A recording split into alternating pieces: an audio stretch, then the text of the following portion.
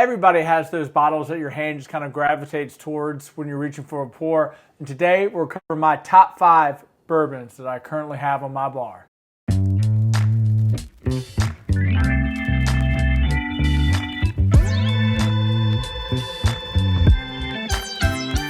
Welcome back to another episode of Neat Bourbon. My name's Tanner, and today I got another list video for you guys because we're going to be covering my top 5 bourbons that I currently have in my bar right now. Now, the reason I wanted to make this video is that over time, everybody's palates kind of change, and as I've, been opening up a whole bunch of new bottles recently, am I really drinking the bottles that I'm been fresh cracking in all these videos? So today, I'm going to be covering the bottles that I'm always reaching for, or at least have been over the last month or so. So gonna get this thing kicked off in no particular order. First off is, everybody knows that by now this Russell 13 is my favorite bottle, but the Bardstown Discovery Series 11. I mean, this bottle is absolutely killer, and you can see been crushing the Russells, and I've been putting a dent pretty quickly in this Bardstown Discovery Series 11. So the reason why I got these both up here is that this Discovery Series 11 is 73% 13-year Russell's juice, so from Wild Turkey.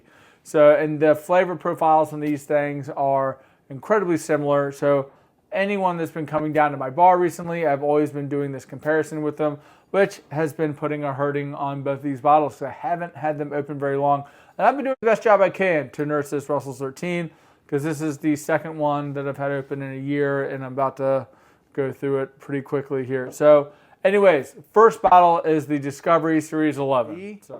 Old Forester 1924. Now, I really do enjoy this bottle. I think that the berry note that you get off of this is very unique for coming from an Old Forester product. I know this bottle gets a lot of grief because of the price, and if you can't find this bottle, a great alternative is going to be the Old Forester single barrels, the 100 proof. Both of these are 100 proof. The main difference between these two bottles is you don't get the fruit and not nearly as much oak, but you do get some of that barrel spice, and you just don't get the fruit. But if you're looking for those classic Old Forester flavors coming in at 100 proof that just really explode out of the glass, I think that these single barrel 100 proofs are a great alternative to the 1924. Granted, I think this was $60, and this is pretty allocated and 150 plus. So I totally get it, and if you don't want to spend this money, maybe you should try hunting one of these down because the juice is fantastic. Number 3 is the John J. Bowman single barrel, coming in at 100 proof. This is a single barrel juice out of Bowman Distillery in Fredericksburg, Virginia.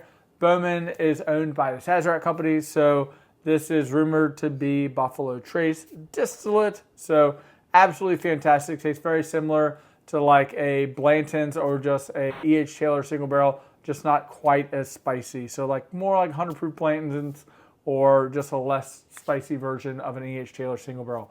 I think this bottle is absolutely fantastic and really been running through it quite quickly. So I want to take a second here just to say the channel's been growing like crazy. We are inching in closer to the 2,000 subscriber mark.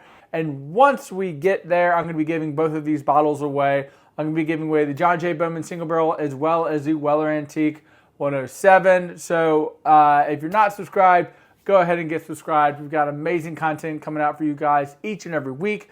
And these two bottles here are just a small token of my appreciation. Bottle number 4 is a twofer.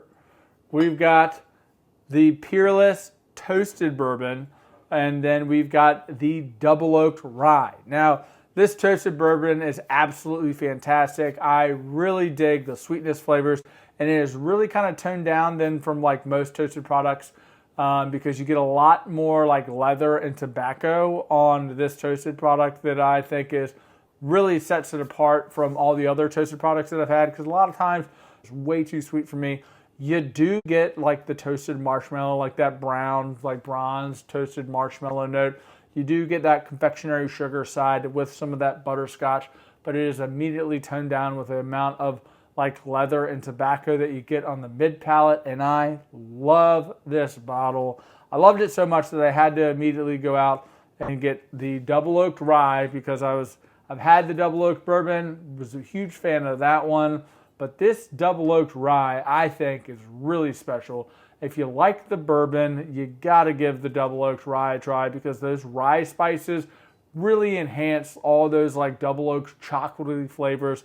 It's not as sweet as the Toasted, but I dig it though. Like that rye spice and like the peppery, like a little bit of like the herbal quality. It's very light on the rye spice, but it really enhances all the chocolatey leather flavors that you're getting out of this Double Oak product. So anyways, Peerless, absolutely killing it. I've got a Peerless pick from the Master Journey Whiskey Club coming in today. So really becoming a Peerless fanboy after getting this Toasted product because it is, I mean, it's the truth and I absolutely love it. And I'll be most certainly buying another one the next time I get it. The only thing is Peerless is kind of expensive, so got to take it with a grain of salt. But I do dig this juice. Last up, this is the Ben Holladay Rickhouse. This is just classic bourbon flavors done exceptionally well, in my opinion. This is 6 years old, 120 proof. This is Missouri. I know everybody probably knows the story on the Ben Holladay, but the Rickhouse proof really, I think, amps it up. You get no youthful characteristics there. You just get a lot of caramels, vanillas. You get the sweetness is really coming from like one of those like cocktail fruit, the fruit cocktail cups, like that syrupy juice in there. So you kind of get like a little bit of like a light hint of like a, you know, an orange fleshy like fruit syrup there. So really kind of dig it. Sometimes it leans more on the cherry side. Sometimes it doesn't. I even get like a hint of a nut in there. Really been working through this bottle. I think it's fantastic. Was able to get it for like right around $70. So if you can find this bottle in your area, I think it's definitely worth a pickup.